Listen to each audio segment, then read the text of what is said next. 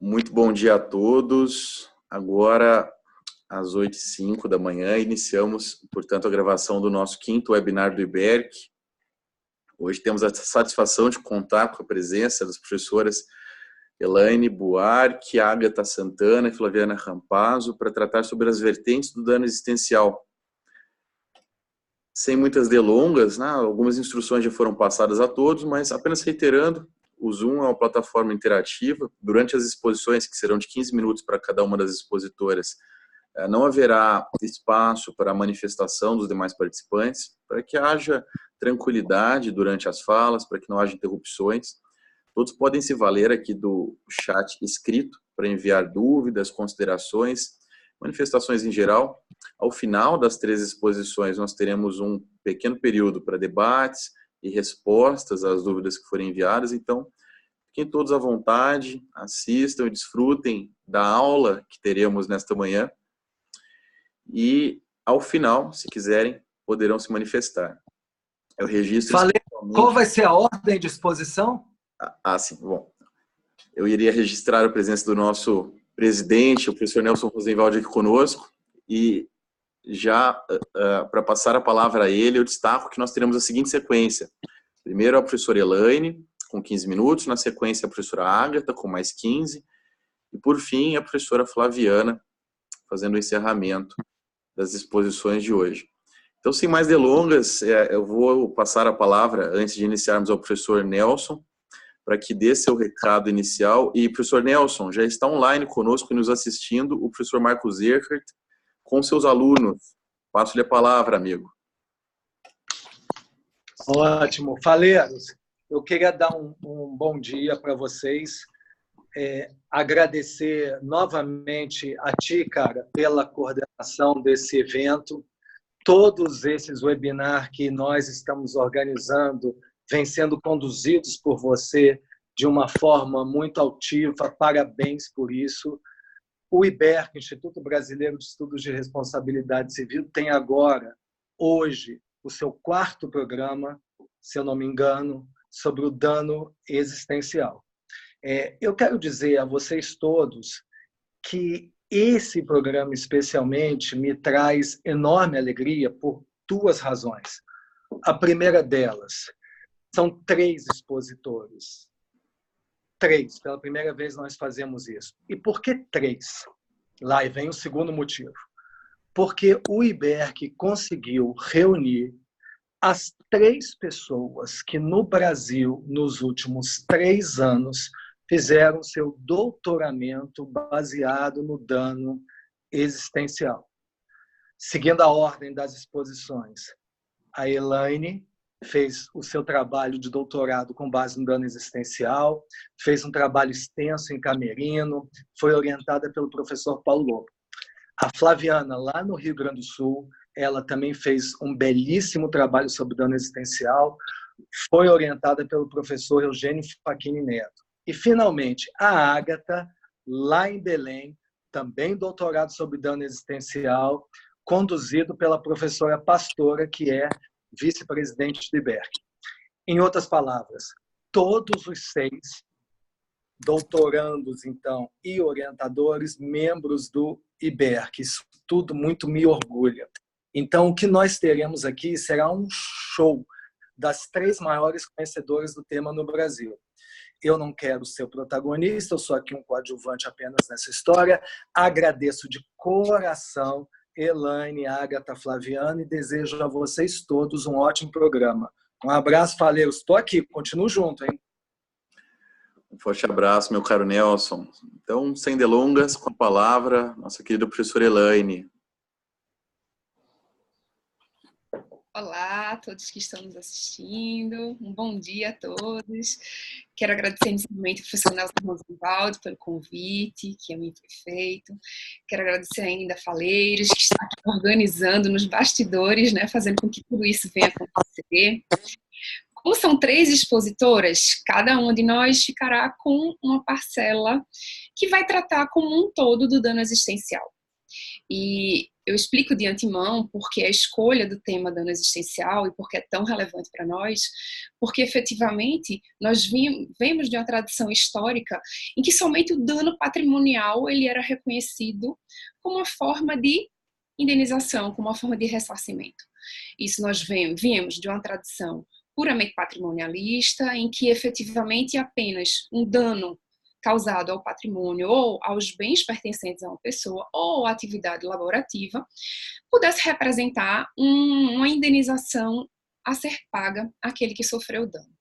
Obviamente que nós também temos esse mesmo problema no Brasil, mas justamente foi na doutrina italiana que nós começamos a analisar como é que poderíamos reverter essa situação, ou seja, no sentido de fornecer às pessoas um outro tipo de reparação. Isso só foi possível, efetivamente, quando nós passamos a olhar o direito civil sob o prisma da constitucionalização do direito civil.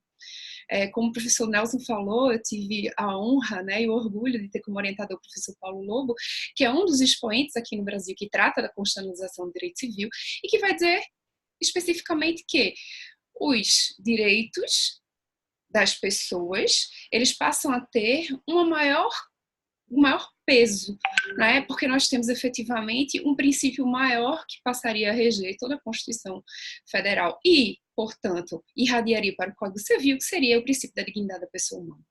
Com isso, nós temos não só a constitucionalização do direito civil, como temos, na realidade, a repersonalização das relações privadas. Então, dito isso, e tendo como um parâmetro, na realidade, que é para as pessoas que são direcionadas às normas e que se deve buscar, quanto ao máximo, a integralidade da reparação do dano, era necessário que nós acabássemos com a dicotomia entre somente o dano patrimonial e somente o dano moral. E foi para isso, justamente, que o dano existencial ele veio a acontecer. Na realidade, eu não posso adentrar muito no que minhas amigas vão falar depois de mim, então a minha parte ficou justamente para tratar com vocês a respeito dessa evolução histórica, de como o dano existencial ele surgiu na Itália, onde eu tive a oportunidade de morar por um ano e fazer uma série de pesquisas em Camerino, fazendo doutorado de sanduíche, e por isso eu trouxe para vocês um pouquinho da experiência de lá, que eu espero que vocês comecem a entender como é que se deu essa aceitação e essa receptibilidade pelo ordenamento jurídico brasileiro desse dano tão importante, efetivamente, no que tange à proteção dos danos à pessoa. Então, se nós começarmos historicamente, que é a minha pretensão, nós vamos ver que, na realidade, no direito italiano, nós temos 2 artigos que vão proteger as pessoas dos danos ocasionados. Um primeiro artigo seria o artigo 2043, que ele vai dizer, na realidade, que todo ato culposo ou doloso que venha provocar um dano a alguém, que seja um dano injusto, ele merece ser reparado. Juntamente com o artigo 2059. O artigo 2059 ele vai justamente falar dos danos não patrimoniais. Os danos não patrimoniais, a princípio, nós só tínhamos, na realidade, a referência ao dano moral, como toda lesão psicofísica causada a uma pessoa, mas que não envolvesse necessariamente as atividades laborativas. Daí a diferença entre o dano patrimonial e o dano moral. Entretanto, na jurisprudência italiana, o que acontecia?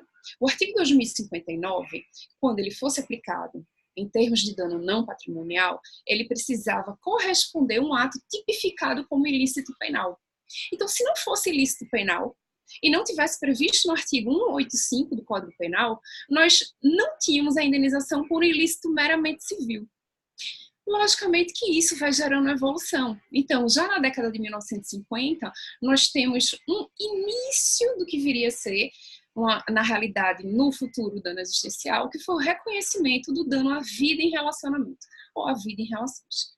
Tá? Em 1970, nós começamos a aprofundarmos e termos uma maior reparação do dano à pessoa, que surge, então, a figura do dano biológico. O dano biológico, ele surge na Itália, na realidade, como toda lesão psicofísica, mas desde que ela fosse medicalmente comprovada. Nós temos um primeiro caso, que seria um caso paradigmático, que foi justamente na Corte Constitucional Italiana, que representaria o nosso STF, através da decisão número 184 de 86. Nessa decisão, definiu-se o seguinte, que efetivamente, o artigo 2059, aquele que eu disse a vocês, que trataria dos danos não patrimoniais, ele não poderia ser totalmente vinculado ao ilícito penal, que na realidade existia um direito maior assegurado constitucionalmente, que seria o direito à saúde, e que, portanto, todo e qualquer dano que representasse uma lesão à saúde deveria também ser reconhecido, em que pese não estivesse no rol taxativo do artigo 185. Daí surgiu o dano biológico. O dano biológico, no entanto, não vai se confundir com o dano moral e não vai se confundir com o futuramente que nós vamos entender com o nome de dano existencial, tá? Então, nós temos essa primeira decisão, que foi justamente, como eu disse a vocês, em 1986, né, mais uma vez, a sentença número 184 da Corte Constitucional. Depois, efetivamente, nós temos uma outra sentença, que é a sentença 6607, tá, da Corte, na realidade agora de cassação, que representaria o nosso STJ, que vai analisar o seguinte caso. Uma mulher, ela foi se submeter a um regime de citocolposcopia e o médico, ele não prestou atenção que efetivamente existia uma substância cáustica no instrumento que iria se fazer o exame. Diante da presença dessa substância cáustica introduzida na mulher para se fazer esse tipo de exame, o que aconteceu foi, essa mulher, ela teve justamente a cauterização, né, da sua bexiga. E aí o que acontece? Ela tinha uma vida de relacionamento e ela tinha um marido, e isso começou a fazer com que ela tivesse uma série de infecções urinárias, ela tivesse que reconstruir o canal para chegar até a bexiga, para poder ela conseguir efetivamente realizar suas atividades cotidianas nesse sentido, no que tange a sua saúde.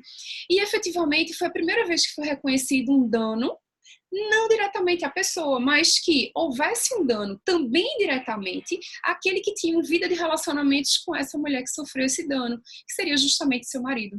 E o seu marido, ele não teria sofrido apenas um dano indireto, não apenas um dano reflexo, mas a Corte de Cassação começa a entender que efetivamente todas aquelas pessoas que relacionam-se com aquela que foi vítima da lesão também sofrem a lesão. Então, nós temos a primeira ampliação para dizer que não apenas a pessoa lesada teria o direito ao ressarcimento, mas todas as outras pessoas que fossem, de alguma forma, comprometidas nas suas atividades cotidianas e que representassem na vida da vítima um não fazer ou um agir de forma diferente como era antes. Então, daí começa-se, na realidade, a termos embutido nas decisões um início, na realidade, do que seria um dano existencial. Mas ainda aí nós não tínhamos a terminação expressa do dano existencial. Ou seja, nós tínhamos efetivamente, relembrando, o artigo 2059, que passava a ser interpretado junto com o artigo 32 da Constituição Italiana, ampliando as hipóteses de ressarcimento, não mais apenas para dano moral, mas incluindo o dano biológico, entendendo como dano biológico, um dano, uma lesão ao direito à saúde. O que ocorre? Com relação ao dano biológico, começou-se a ver que, efetivamente, qualquer dano que não era moral passava a ser biológico. Então, houve ampliação, na realidade, a um número indiscriminado de casos em que as pessoas pediam por dano biológico. E, efetivamente, não poderia haver uma indenização por mero aborrecimento, por um mero dever de tolerância. E aí começa-se, mais uma vez, a doutrina a se juntar e dizer o seguinte: é necessário o reconhecimento de uma outra modalidade de dano. Um dano que atinja não apenas a atividade laborativa do homem, porque o homem ele não é só representado pelas suas riquezas, ele não pode ser representado apenas pelo seu patrimônio. O homem ele vai além disso. Mais uma vez a gente vê a repersonalização. Então, nós temos, por exemplo, a esta época, dois doutrinadores, um chamado Paulo Cedon e a outra Patrizia Svitz, e que eles começam a introduzir na doutrina italiana a tentativa de que fosse reconhecido um dano que, na realidade, violasse a própria existência do ser humano, enquanto um ser correlacional. E com isso, esse ser que tivesse um dano ao seu projeto de vida, ou seja, uma mudança em suas atividades cotidianas, em suas atividades habituais, e que, a partir do momento do dano em diante, ele permanentemente não mais pudesse exercer quaisquer das atividades que agia e que havia anteriormente, ele merecia haver o ressarcimento. E aí foi o que aconteceu. A primeira vez que nós tivemos efetivamente o reconhecimento expresso do dano existencial foi justamente no ano de 2000, através da decisão de número 7733 da Corte de Cassação. Neste momento, o que é que acontece? Houve o reconhecimento de um abandono material por parte do genitor em relação ao seu filho menor. Só que pela primeira vez se desvinculou o dano ao ilícito penal. Então, lá atrás, quando eu disse a vocês que existia o artigo 2059, que precisava do reconhecimento de um ato ilícito, isso deixa de acontecer. Então, efetivamente, foi reconhecido um dever de indenizar pelo pai que abandonou efetivamente o filho, sem que esse pai ele tivesse sido condenado penalmente. Com isso, nós começamos a ter, efetivamente, uma maior expressividade do dano existencial na jurisprudência italiana. Lógico que não para por aí. Nós temos um outro caso paradigmático que foi em 2003, que ficou reconhecido como o caso Barilla. Houve, na realidade, uma decisão da Corte Genovesa em que um homem que ele foi preso indevidamente por tráfico de entorpecentes, em que pese ele não tenha praticado nenhum tráfico de entorpecentes, ele passou 7 anos na prisão. E quando ele vai pedir a indenização, efetivamente, ele vai dizer o seguinte: olha, não foi só uma lesão psicofísica, não foi somente a perda do trabalho, não foi somente eu deixar de ganhar riqueza ou de ter um lucro cessante pelo tempo que eu fiquei encarcerado. Não foi só eu ter perdido o meu pai e não poder ter visto a morte do meu pai. Não foi apenas eu ter que cessar um relacionamento com a minha noiva que eu tinha antes. Mas, efetivamente, a partir daí em diante, constatou-se que, pelo tempo que ele ficou injustamente encarcerado, ele, quando saiu da prisão, ele começou a não conseguir mais trabalhar, porque as pessoas tinham preconceito em relação a ele.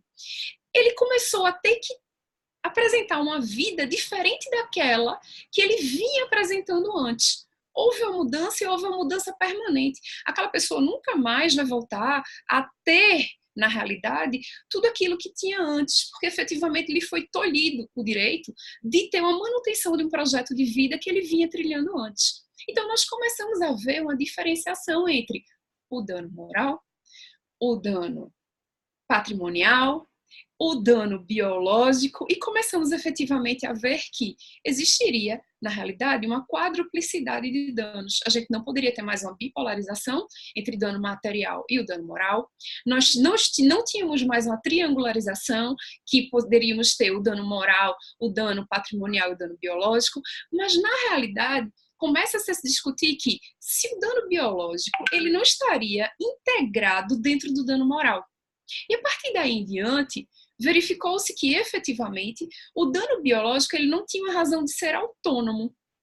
E aí se parte do pressuposto que, e aí a jurisprudência começa a decidir, começa a verificar, que efetivamente existiriam 2 categorias de dano. Um dano que seria patrimonial e um dano que seria não patrimonial. Esse dano não patrimonial, ele se subdividiria. Então, nós teríamos o dano moral quando nós tivéssemos apenas uma lesão psicofísica. Essa lesão psicofísica ela pudesse ser verificável de maneira médica, através de perícia médica, ou seja, que pudesse ser comprovada. Mas, efetivamente, nós não teríamos apenas a aplicação da legislação civil no que tange aos artigos 2043 e 2059. Nós não teríamos apenas a aplicação do artigo 32 no que tange o direito à saúde. Nós não teríamos apenas a aplicação do dano quando houvesse uma lesão direito da personalidade, mas que efetivamente todo e qualquer direito ou interesse constitucionalmente protegido, ele mereceria um ressarcimento. E daí verificou-se que, na realidade, qualquer direito, sendo ele expresso ou não, o que interessaria era a presença de um dano injusto. Havendo a presença de um dano injusto, tal dano ele deveria ser reparado. Se tal dano representasse, mais uma vez, repita-se, uma alteração na atividade cotidiana da vítima que implicasse em não fazer como antes, ou que implicasse em ter que fazer de modo diferente ao que se fazia antes, de modo que a pessoa nunca mais pudesse voltar ao estado que era antes, ou seja, esse dano se perpetuaria por toda a vida da pessoa, a partir do momento que ele foi causado, daí por diante, ele mereceria a classificação de dano existencial. Daí nós saímos desse caso de Barilla de 2003 e entramos na realidade em 2 maiores decisões paradigmáticas dentro da Corte de Cassação. na Itália. A primeira delas se chama das sentenças gêmeas, que aconteceu em 2003. Sentenças gêmeas porque, na realidade, foram duas decisões que, em conjunto, determinaram efetivamente como é que se daria a aplicabilidade do dano existencial. Não se discutia mais a sua existência, que foi resolvido lá com abandono afetivo, que não mereceria necessariamente estar caracterizado como ilícito civil, mas que efetivamente agora toda e qualquer lesão ao interesse constitucionalmente protegido deveria e mereceria a classificação de dano existencial. Daí, portanto, nós tivemos, através da decisão da Corte de Cassação, duas sentenças, a sentença 8827 e a 8828 de 2003, em que, infelizmente, o que aconteceu foi o seguinte: uma mulher grávida, ela chegou para dar à luz e, efetivamente, quando ela foi dar à luz, o médico, ele, verificando que o batimento cardíaco da criança estava lento, ele teria 10 minutos para decidir em se fazer uma cesárea. Ultrapassando o prazo de 10 minutos sem que ele tivesse realizado a cesárea, e na realidade ele realizou bem tempo depois, a criança ela já nasce com a paralisia cerebral e ela é condenada a viver no estado vegetativo para toda a vida. Aí nós não temos apenas a lesão artigo 32, que seria o dano à saúde, não teríamos apenas a lesão do artigo 2043, nem o 2059, mas efetivamente nós teríamos uma lesão ao direito de relacionar-se em sua família.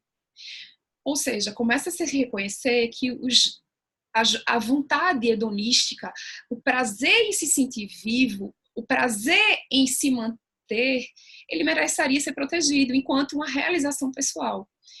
E a partir daí começou a se descobrir, olha só, essa criança nunca chegou a ter relacionamento nenhum com seus parentes, mas os seus parentes foram privados de ter um relacionamento com essa criança. Então essa criança, de forma direta, e seus pais de forma direta, também mereceriam a reparabilidade do dano. No momento posterior a esse, então vejam que eu estou fazendo toda uma evolução, mas não se preocupem que eu estou perto de terminar. Na realidade, eu não vou trazer de 1986 até 2019, vai ter um momento no tempo que eu vou parar para deixar minhas amigas falarem a respeito disso. Nós temos, mais uma vez, uma outra decisão da Corte de Cassação, dessa vez a decisão 6572.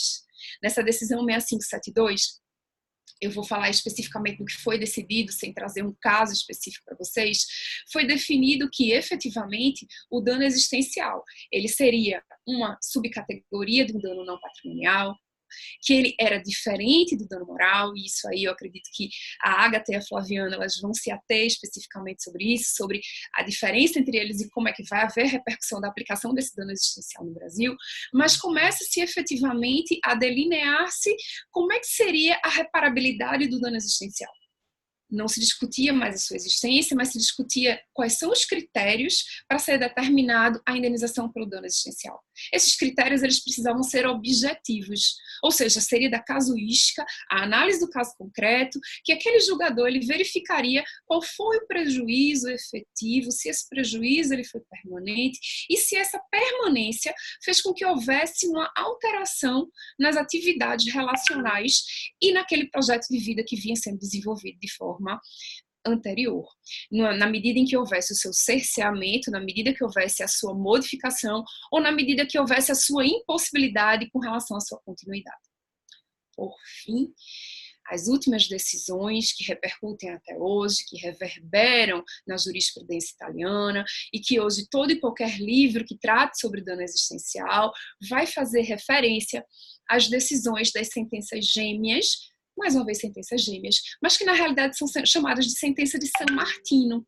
San Martino porque essas sentenças elas foram proferidas dia 11/11/2018. Então, essas decisões, perdão, 2018 não, 2008, minha gente, em 2008. Então, essas decisões, elas finalmente tiraram qualquer dúvida existente sobre a possibilidade ou não da aplicação do dano existencial. A partir dessas duas decisões, né, efetivamente não se discute mais se existe ou não o dano existencial. O dano existencial ele passa a ser não só reconhecido, como ele é aplicado juntamente com o dano patrimonial e o dano moral. Lembre-se que agora o dano biológico ele entra na definição do dano moral e representa qualquer lesão direito à personalidade, mas toda aquela lesão que representasse fosse decorrente de um ato lícito ou ilícito, que representasse uma lesão ou interesse constitucionalmente protegido, em que pese não houvesse não tivesse expressamente em alguma legislação, ele mereceria ser reparado. O último caso, portanto, nós temos de um homem que ele foi ser submetido a uma cirurgia de hérnia inguinal. Nessa cirurgia de hérnia inguinal, infelizmente deixaram-no com o testículo esquerdo atrofiado, foram fazer uma cirurgia reparatória e esse homem fica impotente. Então, para o resto da vida, ele perdeu o direito de relacionar-se com sua mulher, de ter as relações sexuais que seriam inerentes ao momento que você decide constituir uma família. E a partir daí em diante, se determina que o ressarcimento que deve ser feito, efetivamente, ele não pode ser apenas um dano moral aumentado. Ele deveria ser feito levando em consideração não apenas o dano moral, mas levando em consideração essa lesão que vai perdurar por todo o tempo em que a pessoa permanecer viva. Então, nunca mais essa pessoa vai poder adotar hábitos que teria antes. Então, a minha contribuição com vocês é essa. Eu sei que agora vão falar as minhas duas queridas amigas e vamos ter uma manhã inteira discutindo sobre dano existencial. E, ao final, eu estou à disposição de todos vocês para eventuais dúvidas, para algum questionamento e para a gente conversar bastante. Faleiros, a palavra é com você agora. Obrigada. Muito obrigado, professora Elaine. Sem muitas delongas, então, para não perdermos mais tempo, eu repasso a palavra para a professora Ágata, para que dê continuidade no nosso webinar. Bom dia. Gente, é com muita alegria que eu estou aqui com vocês. Eu fui indicada pela professora Pastora para compor o IBEC, depois eu tive o prazer de ser chamada por um dos professores que eu mais admiro, que é o professor Nelson, sou tiete dele, realmente. É o livro que eu mais indico para a faculdade, é o professor Nelson Roosevelt, o professor Cristiano Chaves de Farias. Numa primeira separação, eu tinha entendido que ia ficar a professora Eliana, a Flaviana e eu. Mas não tem problema, eu vou reorganizar. Pegando a fala da professora Elaine, perdão, eu tô meio maluca hoje. Falta de sono. Pegando a fala da professora Elaine, a primeira parte da minha tese de doutorado é a análise justamente do dano existencial da construção dele da Itália até a Corte Europeia, chegando na Corte Interamericana, como dano ao projeto de vida, que não é exatamente a mesma coisa, ele tem alguns vieses diferenciados, e até chegar na Corte Brasileira. Então, eu vou começar com o meu último capítulo da tese, na verdade, seria o que eu iria trabalhar, que eu sou processualista de raiz, uma coisa que a professora Pastora vive comentando, eu sou processualista de raiz. Partindo do trabalho das minhas amigas, eu não quero me meter exatamente no que elas falarem, para não esvaziar o discurso. Eu vou focar basicamente nos números. Eu fiz uma análise, na época, no corte metodológico de 2013 a 2017. Eu analisei 142 decisões, todas relacionadas com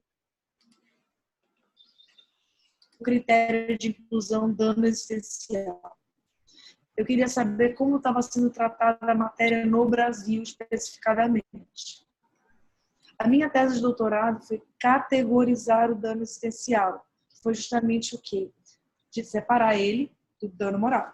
Esse foi o meu trabalho, sem se afiliar à tese de que seria uma visualização ou uma forma de dano extrapatrimonial ou dano moral. Ou pior ainda, uma forma de dano imaterial. Por quê? Porque o dano imaterial ele pode ter viés patrimonial. A luz elétrica, por exemplo, a gente não toca, mas ela é imaterial e é patrimonial. Então, eu já fui partindo desse pressuposto de que não tem relação direta com danos imateriais. Eu também não adotei aquela nomenclatura dano não patrimonial. Eu coloquei simplesmente extra, fora do patrimônio. A doutrina italiana ela fala não patrimonial. Então, eu, por orientação da doutora Pastora, a gente convencionou em colocar como fora do patrimônio. Bom, dito isso, o que foi que eu trabalhei? já categorizando, já é o trabalho da professora Fabiana Rampazzo, que brilhantemente, desde a obra da dissertação de mestrado dela, que foi a minha base inicial, separou o que seria o dano material do dano existencial. Eu fui atrás dos tribunais porque eu queria saber o que eles estavam fazendo. Justamente por ser processualista, eu queria entender como é que eles estavam elaborando as decisões judiciais, principalmente depois do Código de Processo Civil de 2015. Eu vou compartilhar a tela aqui. Compartilhar.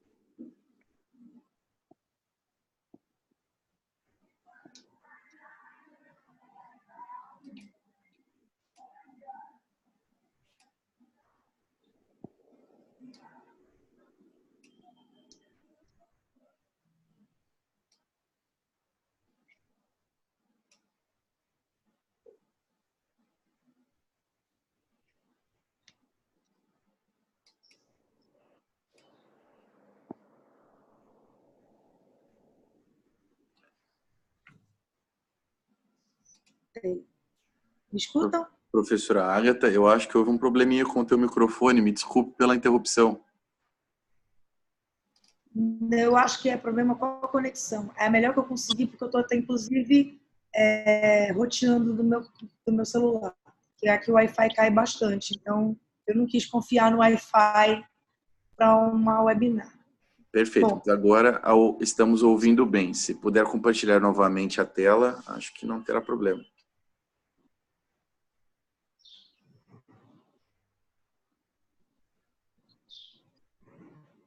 pronto.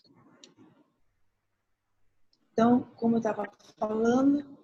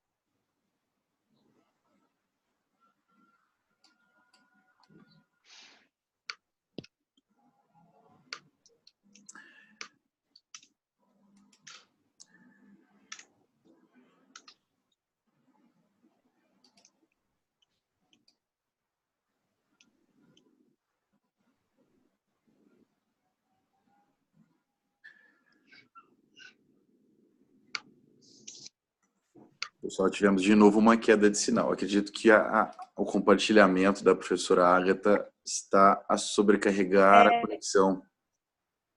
eu prefiro não compartilhar mais a tela, vou continuar, então, eu estava mencionando. Quem quiser o material, eu posso disponibilizar, posso deixar os slides, porque está todos os números das decisões que eu tinha pesquisado. A primeira decisão ela foi relacionada a uma parada aqui de Santarém, foi uma mera menção ao dano existencial de uma obra relacionada ao ambiente do trabalho sendo nocivo para o trabalhador, ele pudesse adoecer o trabalhador. E ela foi nacional, sim, a partir de pesquisou nas todas.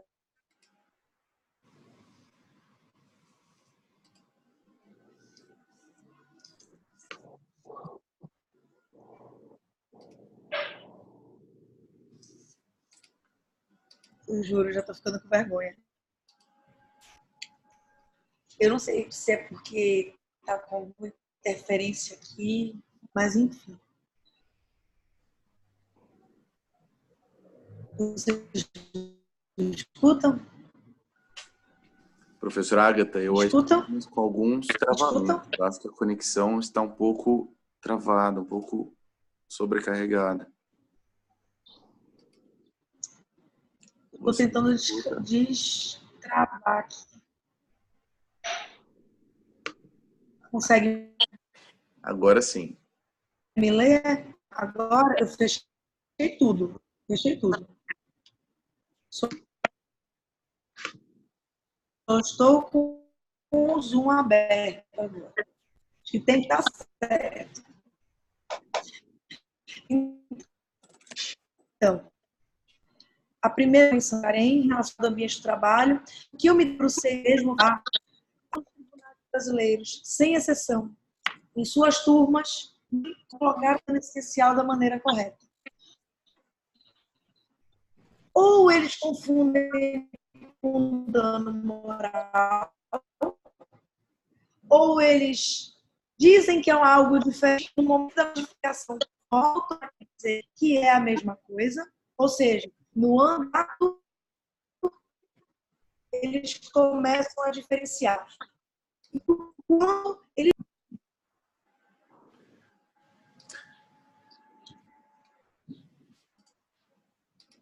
Pessoal, a conexão da professora Agatha está muito instável. Vem caindo bastante. Eu não sei se a professora Agatha já nos ouve novamente, mas eu vou fazer uma sugestão. Se todos concordarem, para que não haja perdas e mais interrupções, seguirmos com a explanação da professora Flaviana até que a professora Agatha consiga restabelecer sua conexão. Podemos, professora Flaviana? Sim, tranquilo. Ok. Então, professor Nelson, professora Elaine, que nos ouvem também, eu vou fazer isso. E, de imediato, passarei a palavra à professora Flaviana. Bom dia a todos, é uma alegria estar aqui com você, compartilhando um pouco do nosso conhecimento a respeito do dano existencial. Minha saudação à Agatha, à Elaine. Obrigada, Elaine, pela excelente exposição da parte inicial, do importante aporte histórico do direito italiano para o dano existencial. Minha saudação a todos que escutam esse webinar, estão participando, que eu espero que possa ser útil para todos nós. Professor Marcos, saudação, Nelson. E eu penso que, me perdoem a brincadeira inicial já, mas eu sempre faço essa brincadeira, que o dano existencial ele é um mocotó. Quem goste do mocotó e quem não goste do mocotó. E então ele enfrenta aqui no Brasil uma divisão entre aqueles que aceitam o dano existencial como uma categoria necessária, independente, e outros que entendem que ele é totalmente desnecessário para o nosso sistema jurídico. Então, a partir dessa brincadeira inicial, nós podemos formular 3 perguntas, essencialmente.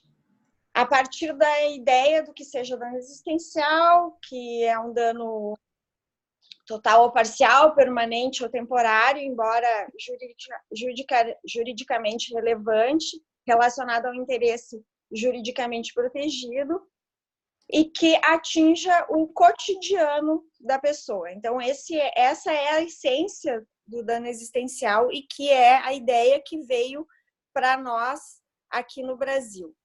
Foi objeto da minha dissertação de mestrado, que eu publiquei em 2009. Então, digamos, dentro da doutrina brasileira, já há mais de 10 anos, no mínimo, que se fala de dano existencial, e a questão do dano à vida de relação, digamos que antecedeu dogmaticamente ao dano existencial. Pontes de Miranda já falava sobre ele no Tratado de Direito Privado. Então, não é algo totalmente novo para nós, embora o nome que se utiliza seja mais atualizado, digamos, importado do direito italiano. Mas, voltando ao ponto anterior, nós temos 3 perguntas relacionadas ao dano existencial que eu reputo bem importante para nós apresentarmos algumas pautas dogmáticas bem importantes para a aplicação prática. A primeira pergunta é: nós precisamos de um dano existencial no Brasil? Precisamos reconhecer um dano existencial como categoria autônoma no Brasil? Segunda pergunta: nós precisamos etiquetar danos extrapatrimoniais no Brasil?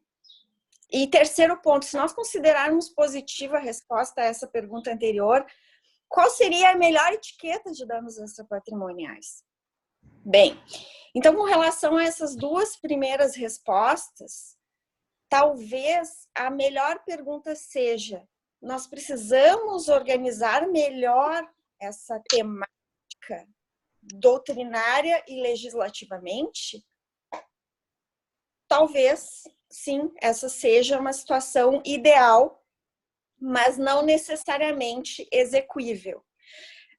É praticamente impossível você iniciar um sistema do zero e deixar a nomenclatura toda redondinha. Talvez a gente tenha isso já no direito do trabalho, que é a Reforma Trabalhista 1, apresentou, incluiu dentro da CLT um título específico sobre danos extrapatrimoniais e nele incluiu o dano existencial. Então, para tentar responder essa pergunta 1, talvez nós tenhamos que pensar no fato de que seria interessante fazer um acordo semântico. Então, por exemplo, se eu entendo que o dano existencial seria desnecessário no direito brasileiro, como é que eu vou tratar aqueles casos em que há uma modificação prejudicial juridicamente relevante na vida da pessoa? Se eu vou considerar aquilo como dano moral, um dano moral objetivamente considerado e vou indenizar como dano moral, ou se eu entendo que eu devo reconhecer o dano existencial e indenizá-lo como dano moral.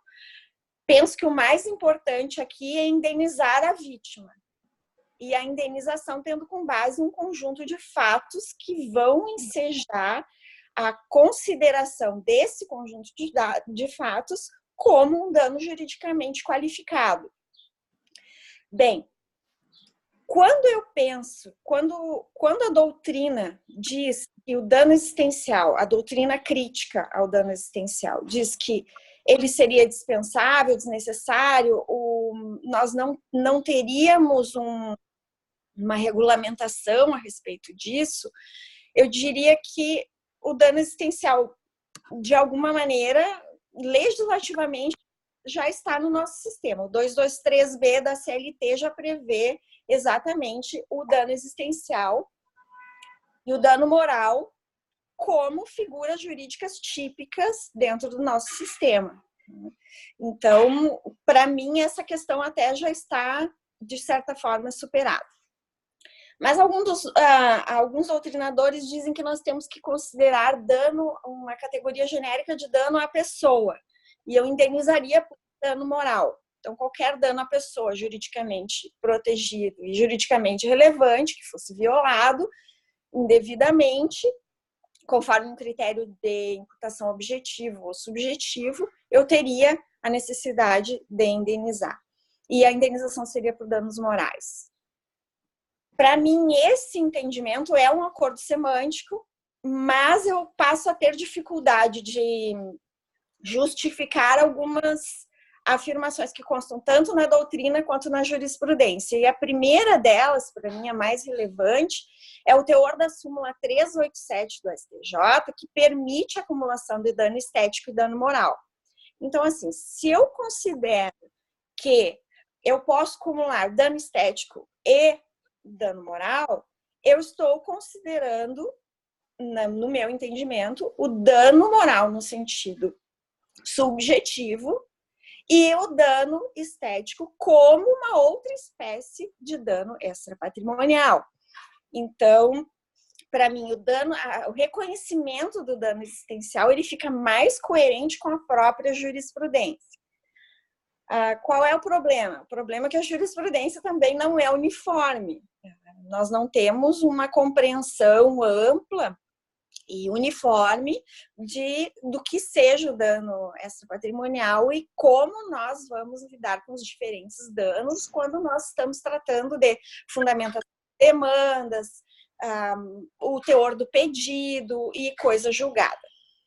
Bem, então nós temos essa situação de uma legislação que é poliforme em matéria de nomenclatura no Brasil, embora até mesmo a Constituição Federal faça referência não única ao dano moral, ela faz referência à intimidade, vida privada, honra, imagem, lá no artigo 5º, inciso 10º.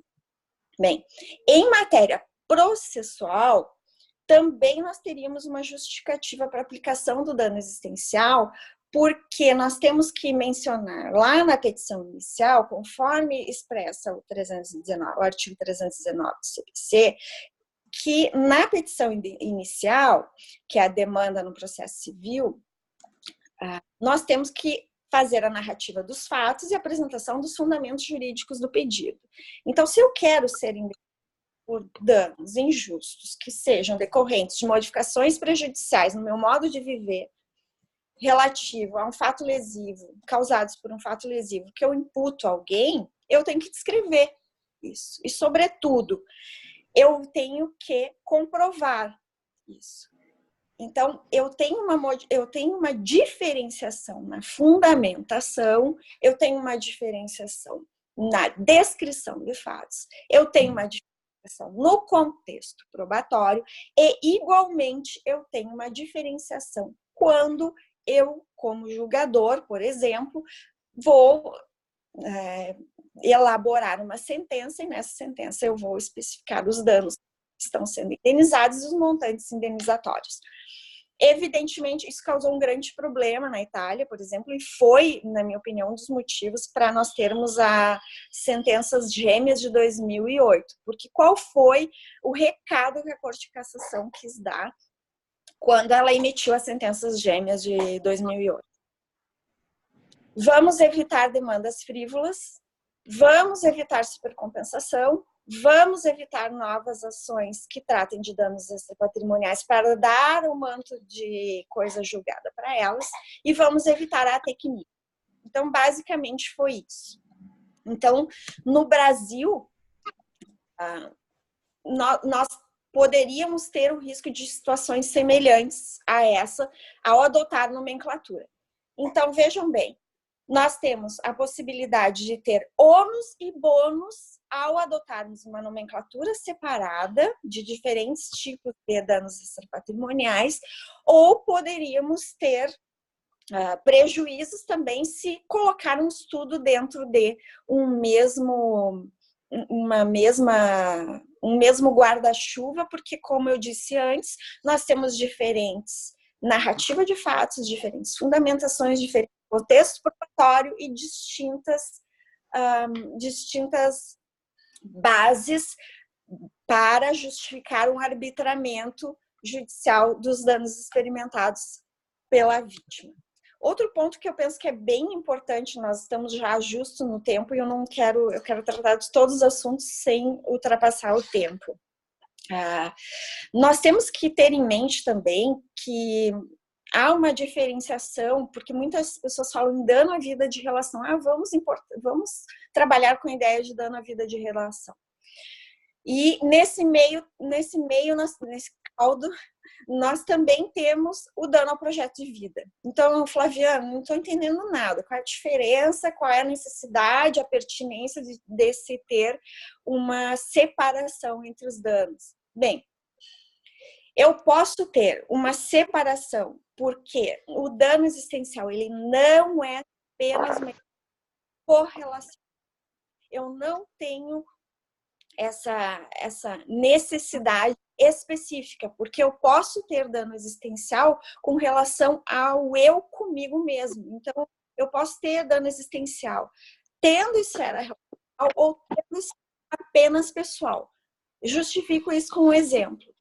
A pessoa que sofre um choque elétrico, um operador de manutenção de torre de eletricidade, sofre um choque elétrico e nesse choque ele tem lesões físicas bem intensas, muito graves, que comprometem não apenas a esfera relacional dele, o ir à academia, o frequentar a universidade, o frequentar a igreja e as relações sociais dele, por exemplo, se ele deixa de falar, se ele tem dificuldade de se movimentar, se, sobretudo, ele passa a ter, sobretudo, esse dano causa uma tetraplegia, vai ter dificuldades de sozinho executar tarefas que para nós são simples, como, por exemplo, a própria alimentação, a escovação de dentes, as necessidades fisiológicas não são relacionais, elas são pessoais, fazem parte do myself.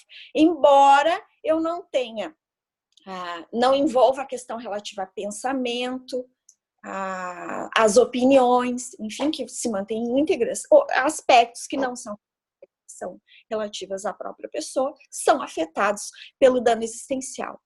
Então, e afetar esse tipo de atividade não é afetar o projeto de vida e não é afetar a vida de relação. Então, eu penso que é uma diferença bem importante e eu penso que o dano existencial contempla o dano à vida de relação, mas também inclui os danos relacionados a modificações do cotidiano da pessoa relacionadas a atividades dela que não envolvem terceiros necessariamente. Bem, precisamos etiquetar ou não? Já vimos os pontos principais a respeito desse tema. E termos o benefício de uma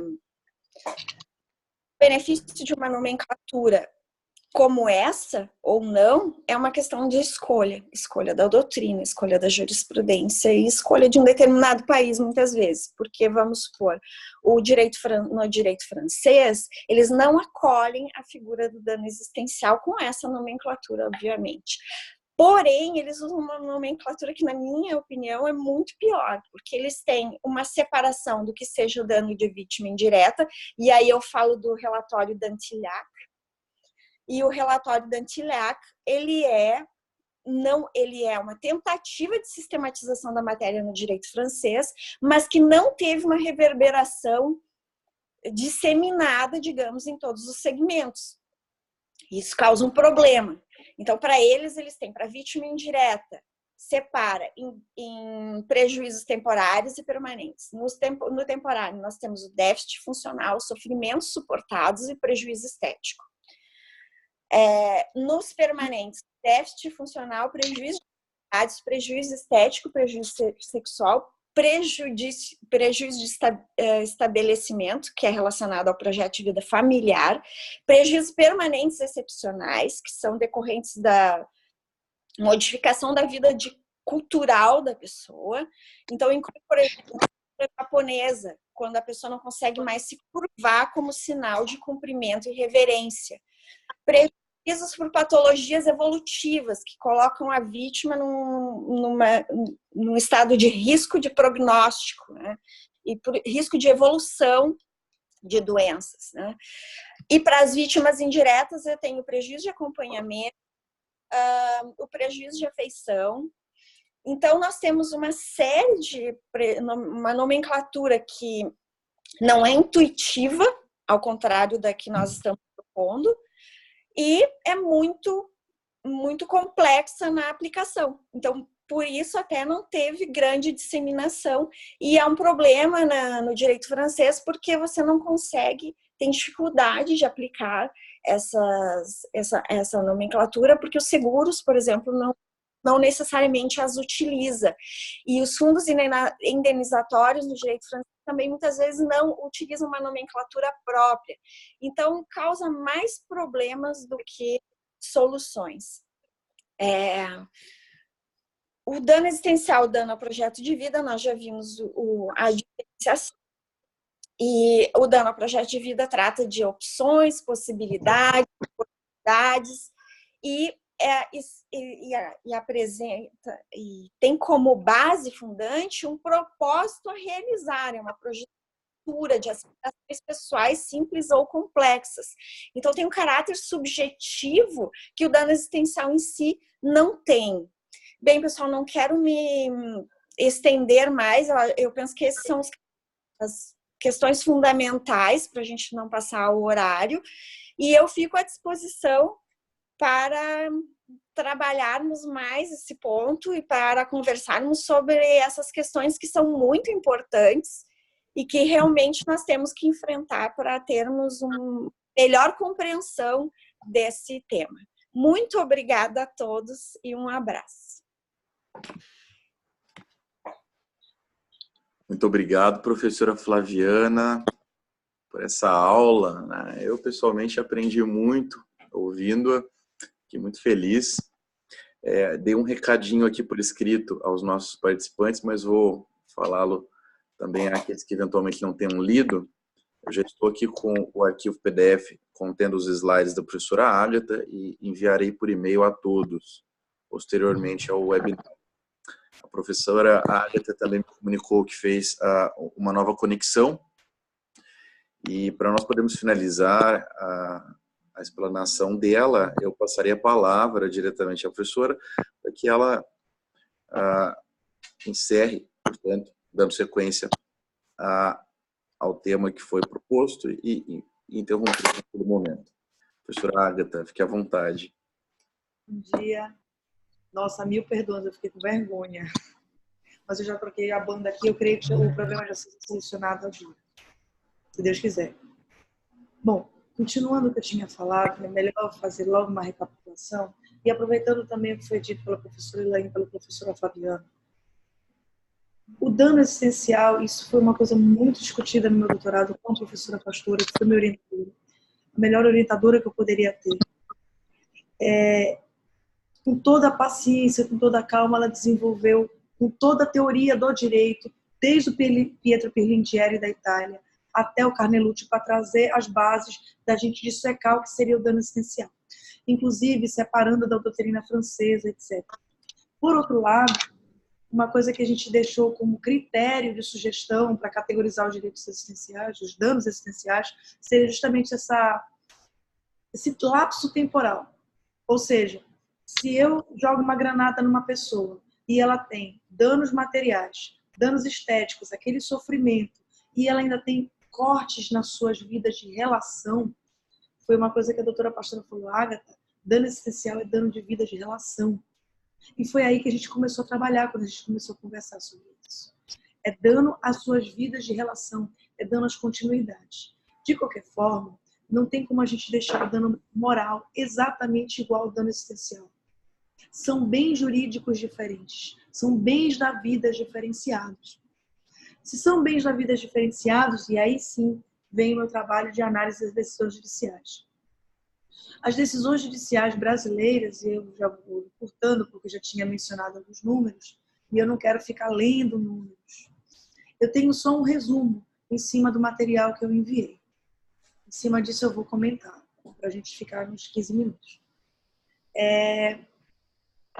Todas as decisões, foram 142 decisões, e ontem eu me sentei para debruçar sobre as novas decisões desse ano, de 2019, dei uma análise. Todas, sem exceção, são muito superficiais. Por mais que possa ter a crítica de que são decisões, não são tratados doutrinários, nós temos uma coisa chamada ônus argumentativo. Com a mudança do novo CPC, o Código de Processo Civil de 2015, no artigo 926 ficou muito clara a função nomofilásica. A função nomofilásica é a obrigatoriedade de todos os tribunais do Brasil manter as suas decisões íntegras, coerentes e estáveis. Então, o que eu deduzi de maneira genérica? Todas as decisões de todos os tribunais não se mantêm uníssonas, tanto quanto ao conceito, não tem um conceito fixado, não tem uma noção geral do que seria o dano existencial. Depois, quanto à alocação deste conceito no andebeato e da alocação deste conceito no quanto. que é um outro momento de análise dentro do processo. Então, esse foi o primeiro grande problema que eu detectei em cima das decisões relacionadas ao dano existencial no Brasil. A violação da função não mofilásica do artigo 1926 do Código de Processo Civil. Um outro problema que eu detectei em cima dessa divergência, não só sobre o conceito, sobre como alocar o dano existencial nas decisões no Brasil, foi a ausência de distinção do dano moral e do dano existencial, né? Dos danos extrapatrimoniais como um todo. Eu já tinha mencionado isso anteriormente. Há uma confusão muito grande do que seria dano patrimonial, do dano não patrimonial ou extrapatrimonial, que a gente convencionou falar assim na tese, e dos danos imateriais. Porque, como eu havia mencionado, não é porque o dano ele é imaterial que ele não vai ter feição patrimonial. A luz elétrica, por exemplo, e outros direitos, como, por exemplo, direitos autorais. São direitos imateriais que geram consequências patrimoniais. Então, a gente separou danos extrapatrimoniais, independentemente da sua origem ser material ou não. Então, esse é um dos grandes elementos que a distinção precisa ser colocada para a gente aplicar no momento da efetividade dos direitos quando eles forem violados. Outra coisa, a ausência de critérios de aplicação do dano existencial. Das decisões que eu retirei, principalmente dos tribunais regionais do trabalho, que reconhecem a existência de um dano existencial, eles não colocam qualquer tipo de critério. Critério de determinação, critério de aplicação, critério de mensura, absolutamente nenhum tipo de critério. Pelo contrário, eu verifiquei que mais de 50% dessas decisões, e olha que tem mais de 1.500, né? Eu não analisei 1.500, foram 142, e eu acho que ontem ainda peguei umas 10 para me debruçar a fundo. Todas elas, quase sempre, não vou dizer todas, se limitam a fazer um Ctrl+C, Ctrl+V relacionadas às decisões anteriores. Então, eu tenho uma decisão nova sobre dano existencial que já faz menção ao Tribunal Regional do Trabalho da 2ª Região, da 4ª Região, da 8ª, não faz nada novo. E na sistemática nova do Direito Processual Civil, do CPC de 2015, e essa sistemática ela acaba abarcando outras searas do direito, como o processo do trabalho, isso daí é muito grave, porque nós temos um sistema agora de decisões que podem ter caráter vinculante. Então, o que eu fico me questionando, se nós não tivermos um conceito de dano existencial, uma categorização do dano existencial, uma unicidade, uma coerência em cima da argumentação, eu não vou ter como, a partir do momento que eu fixo uma decisão, que a gente chama, né, de direito jurisprudencial, eu fixo uma decisão que eu resisto muito a chamar de precedente, né? No sistema brasileiro, que nós adotamos tradicionalmente o civil law, nós temos decisões de caráter vinculante. É parecido? Pode até ser, mas não é igual. O precedente ele tem aí 1000 anos de existência, de tradição em cima dos países de common law. E nós decorremos em cima de decisões de caráter vinculante que têm origem na Alemanha, que têm acentos portugueses para nos guiar, ou é análogo à nossa súmula vinculante, mas que não são precedentes.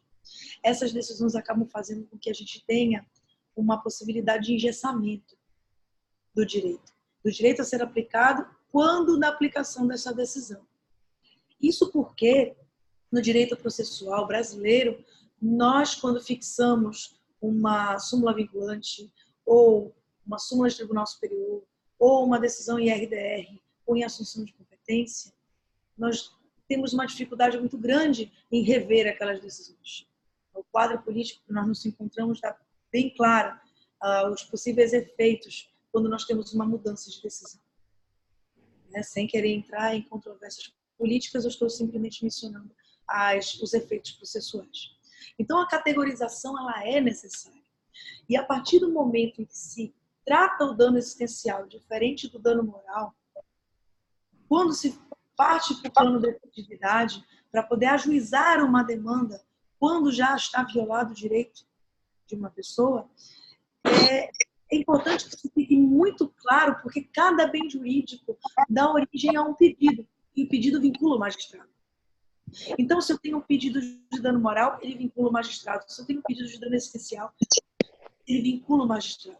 Se os bens jurídicos são diferenciados, eu tenho pedido imediato diferente. Então, eu tenho uma formulação própria.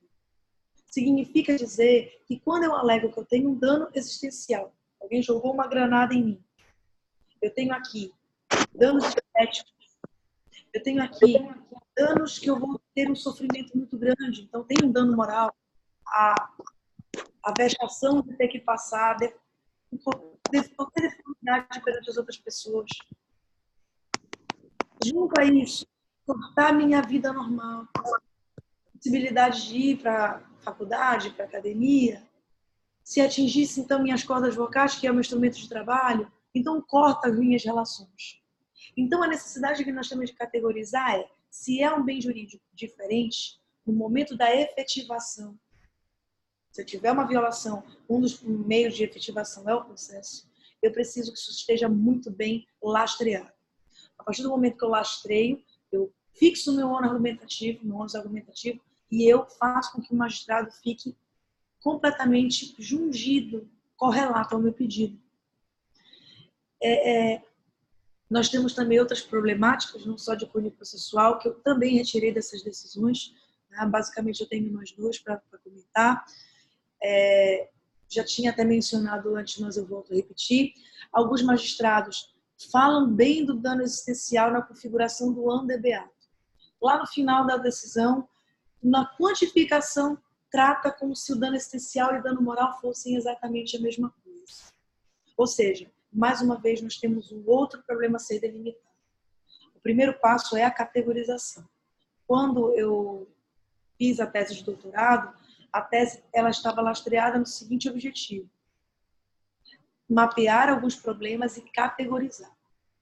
Porque sem essa categorização, a gente não tem como mapear o que se pode fazer. Inclusive, por exemplo, se pensar sobre a possibilidade do dano existencial objetivo, in re ipsa.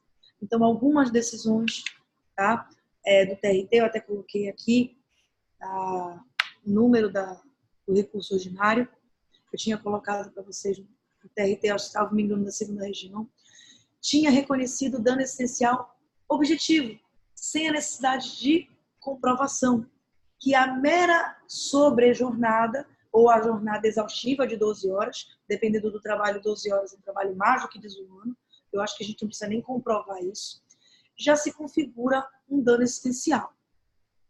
O professor trabalhando 13 horas, dando aula 13 horas, né? De 8 da manhã às 11 da noite, sem parar de falar, destrói completamente nosso aparelho fonador. E olha que a gente já errou, porque a gente fala o dia inteiro. Então, uma situação dessa já é presumidamente que há um dano existencial, mas aí eu tenho um outro problema. A comprovação do dano existencial no quanto. Pode até ser que eu presuma o dano existencial em cima de uma sobrejornada, em cima do andebeato. Mas na quantificação a gente também precisa de critério. Então, o dano existencial ele tem aí um caminho, um terreno assim que a gente não pode imaginar onde é que toca. O terreno do dano existencial ele ainda é muito fértil e ainda muito inexplorado. Eu acho que a gente está dando o primeiro pontapé. Pelo que eu tinha pesquisado na doutrina italiana, tá, da Patrícia do Sendon, do Cipis, né? Eu tenho lá em casa um livro só jurisprudência italiana, então eu me debrucei nele. Até na Itália, que foi onde surgiu o dano existencial, há uma certa confusão nessa categorização. Então, eu acho até que isso daí é uma ambição nossa, né? Que o Brasil ele tem de tudo para ser o primeiro a categorizar no mundo o que seria esse dano à existência das pessoas. Porque outras decisões, inclusive, que falam sobre dano existencial, do nada, falam de dano existencial e param. Eles começam a falar sobre mínima existencial. Aí eu fico pensando, mínima existencial, doutrina alemã, dano existencial, teoria italiana, das decisões jurisprudenciais italianas. Sistema italiano é um sistema hermético, sistema alemão é um sistema aberto. Então, quando começam a misturar, a sensação que eu tenho é que isso vai dar um prejuízo inimaginável para as decisões. Volto a dizer, as decisões hoje, com o novo CPC, elas podem ter sido arcadas, alçadas ao status normativo. Então, tem um certo status normativo, não é o mesmo padrão de lei, mas isso pode ser prejudicial para a gente. Uma decisão analisada de caráter equivocado, ela pode dar um efeito cascata, prejudicando a efetivação do direito existencial. E, com isso, acabar fazendo com que a gente fique vinculado e tenha mais dificuldade de modificar esse pensamento depois. Por quê? Porque a gente precisa firmar essa tese, desenvolver, justamente para realizar a dignidade da pessoa humana. Já estão me avisando aqui, já estou recebendo que meu tempo já está terminando, inclusive já estou recebendo mensagem que eu tenho que dar aula daqui a pouco, para me liberarem a minha turma. Eu estou encerrando aqui, eu agradeço muito, muito mesmo o convite.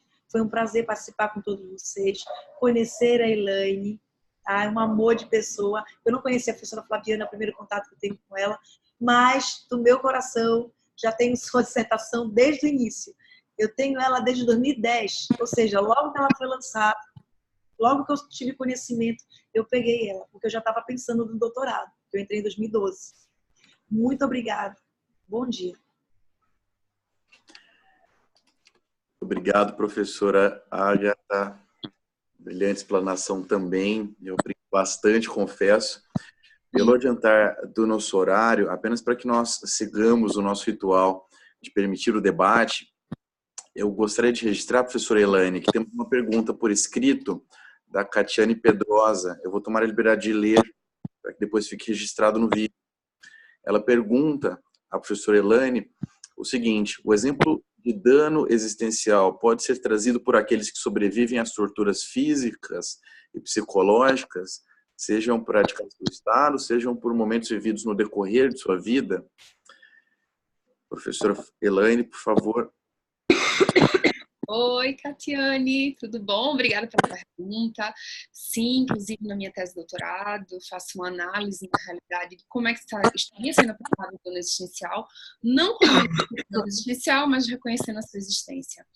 Inclusive, eu digo que aquelas pessoas que foram vítimas de tortura na época da ditadura e que, na realidade, posteriormente, sobreviveram a essas torturas e vão protrair no tempo todas essas lesões que foram causadas, não só lesões físicas, mas lesões psíquicas, como a professora Flaviana bem falou, né? Não é necessariamente uma vida de relacionamento que é afetada, mas efetivamente é um projeto de vida que foi alterado.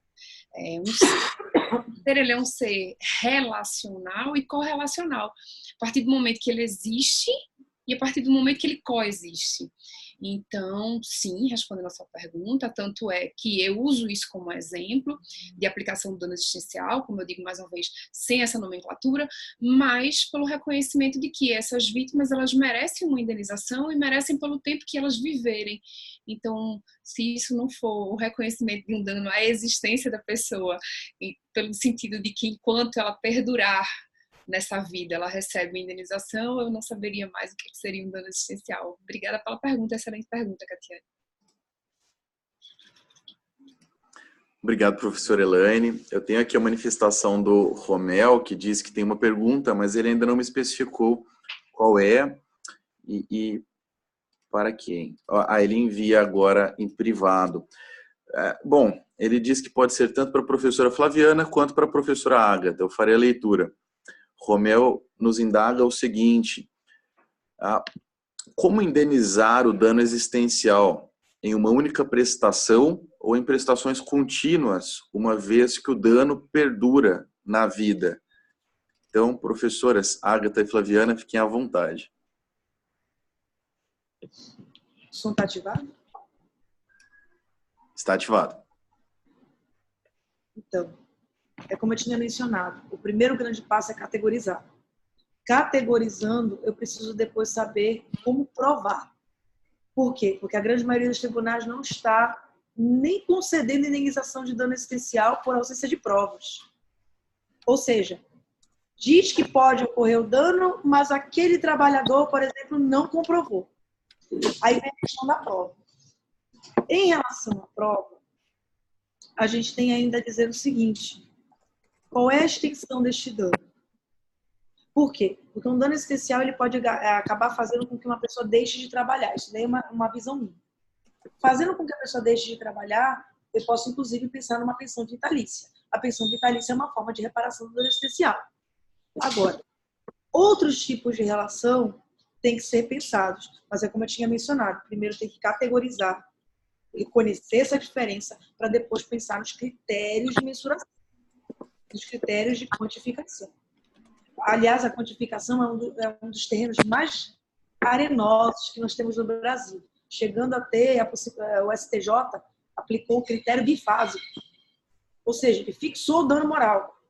E imagina fixar um dano existencial, um dano que é tão subjetivo da pessoa. Então, se a gente tem problemas com a quantificação do dano moral, imagine-se no dano existencial. É por isso que é tão importante a gente debater a matéria. Creio que seja isso.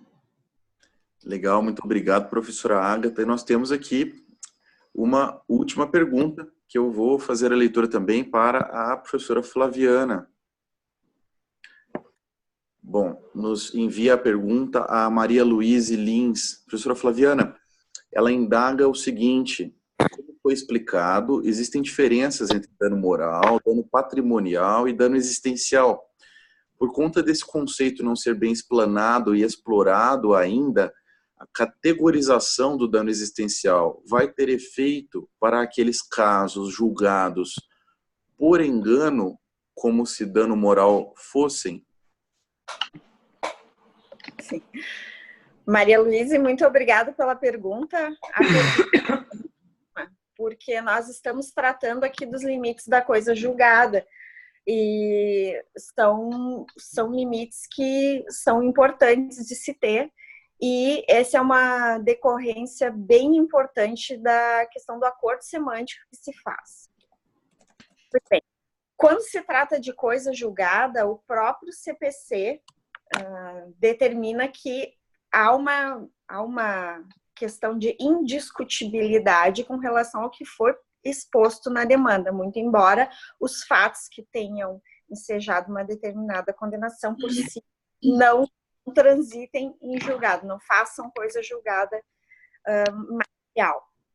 E nesse sentido nós temos uma dificuldade, porque vamos supor, eu faço um pedido de indenização por dano moral e depois eu me dou conta de que essa não era o caso de dano moral objetivamente considerado, subjetivamente considerado, mas sim de um dano à saúde, de um dano à integridade da honra, por exemplo, enfim. Eu penso que é super importante, por isso que eu mencionei na minha fala, a questão da discriminação nos fatos, das circunstâncias em que ocorreram o dano e das consequências, sobretudo, daquele dano. Porque esses elementos, juntamente com a fundamentação, eles vão dar suporte a uma verificação posterior, numa demanda posterior de natureza indenizatória entre as mesmas partes, se nós temos a ocorrência de coisa julgada quanto ao que está exposto na segunda ação ou não. Esse é um aspecto relacionado à coisa julgada. E o segundo aspecto é relativo ao objeto do processo. E o objeto do processo, ele vincula pedido e causa de pedir na teoria da substanciação. Se eu não me engano, o professor Rogério Cruzitucci, que trata bem dessas questões. Mas, assim, se nós considerarmos o objeto do processo, que é o meu entendimento, como causa de pedir mais pedido, eu vou considerar o conjunto, os elementos que foram expostos ali e que consubstanciam-se nas repercussões negativas na esfera pessoal do autor da ação para definir a indenização. Tanto que isso vai repercutir lá na aplicação do método bifásico que o professor Sanseverino implementou por meio da jurisprudência do STJ, nos acórdãos recentes em que ele vem relatando. Então, eu não consigo sair, mesmo que eu queira, eu não consigo sair desses elementos para justificar a indenização, ainda que a indenização seja onicompreensiva, que é a tendência, inclusive no direito italiano. As sentenças gêmeas deixaram isso bem claro. Embora você descreva vários danos extrapatrimoniais, que eu poderia deixá-los, considerá-los independentes, eu posso fazer uma única indenização, definir uma única indenização no arbitramento. Então, eu penso que a tendência é essa, é você considerar os fatos narrados, que são essencialmente no que pertinha à nossa conversa, os danos, o dano que foi experimentado, as circunstâncias desse dano, as consequências danosas para a pessoa, e o dano consequência, que os italianos chamam, e a partir disso eu defino o montante indenizatório. Esse conjunto de informações vai ser determinante para se verificar se há coisa julgada posterior ou não, e na definição do objeto do processo e se determinar o que será mencionado na sentença, se a sentença pode, eu menciono dano moral, mas na verdade é dano existencial, a sentença tem, o juiz tem essa possibilidade de receber os fatos e indicar o direito. Isso é previsto no próprio CPC, porque o 322 do CPC menciona que o pedido, o juiz vai considerar o conjunto do que for postulado e vai observar o princípio da boa-fé. Então, o princípio da boa-fé está dentro do CPC, e ele permite, dentro do 322 do CPC, que se considerem esses elementos para que o juiz determine, não, esse pedido, a parte está mencionando o dano moral no sentido objetivo e não subjetivo. Então, a indenização que está sendo postulada é abrangente do dano à saúde, por exemplo, mais o dano existencial, mais o dano moral puro, por assim dizer, né, que é o dano moral subjetivo. Eu acho, Maria Luísa, que eu consegui responder. Muito obrigada pela pergunta e pela oportunidade de resposta. Obrigado, professora Flaviana. Amigos, então, devido ao adiantar da hora, sem muitas delongas, eu gostaria de agradecer à professora Elaine, agradecer à professora Flaviana, agradecer à professora Ágata por disporem do tempo delas para nos trazerem essas aulas brilhantes. Eu, pessoalmente, aprendi muito, tenho certeza de que todos vocês também. Esta gravação estará no canal do YouTube do IBERC, ainda hoje. Para quem não é inscrito do canal ainda, eu sugiro que procure IBERC Responsabilidade Civil no YouTube e também o iberc.brasil no Instagram. Siga lá também. É uma boa forma de saber sobre os próximos webinars que serão realizados. Eu tenho certeza de que muitas dúvidas ainda pairam, o tema é complexo, mas muita clareza já foi irradiada sobre as nossas mentes nessa manhã.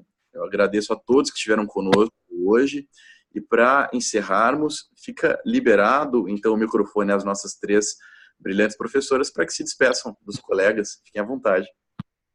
Um abração de Belém aqui para vocês.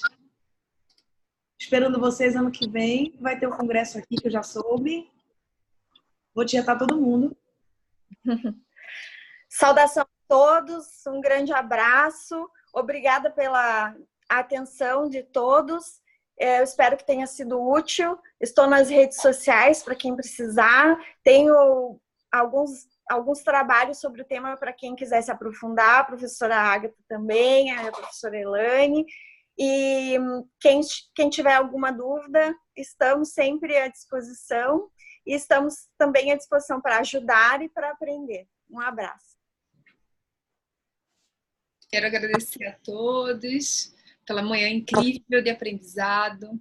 Quero agradecer a professora Ágata, a professora Flaviana, mas, sobretudo, a todo mundo que está participando aqui. Sem vocês, não teria razão de existir o webinar, não teria por que compartilharmos conhecimentos. Aprendi demais na manhã de hoje, espero que vocês tenham aprendido um pouquinho também e espero que vocês tenham gostado.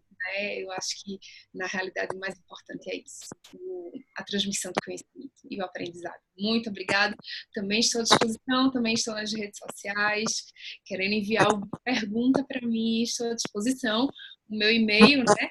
Aqui no Nordeste a gente se chamou Elaine, aqui a gente chama Elaine, mas enfim, Elaine ou Elaine seria Elaine Buarque, @hotmail.com. Tá? Então, querendo conversar comigo, estou à disposição. Obrigada. Mais uma vez, muito obrigado a todos. Um excelente restinho de manhã dessa quarta-feira. Abraços. Encerro, então, este 5º webinar. Tchauzinho.